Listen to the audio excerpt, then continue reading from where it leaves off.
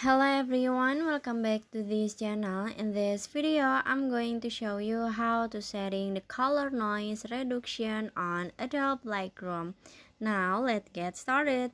First, open your Adobe Lightroom and add a photo or a video, or you can export first your photo, and after this in here you can open your photo.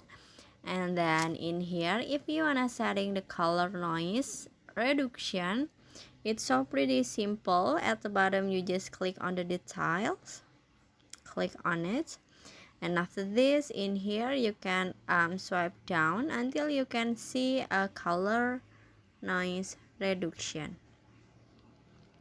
You can swipe this button to left or right. You can see this is the before and this is the after. This is the before and this is the after. And after this in here you can setting the detail, and for the smoothest just swipe left or right like this. Okay, and after this in here you can go back and finish. So that's how to setting color noise reduction on Adobe Lightroom.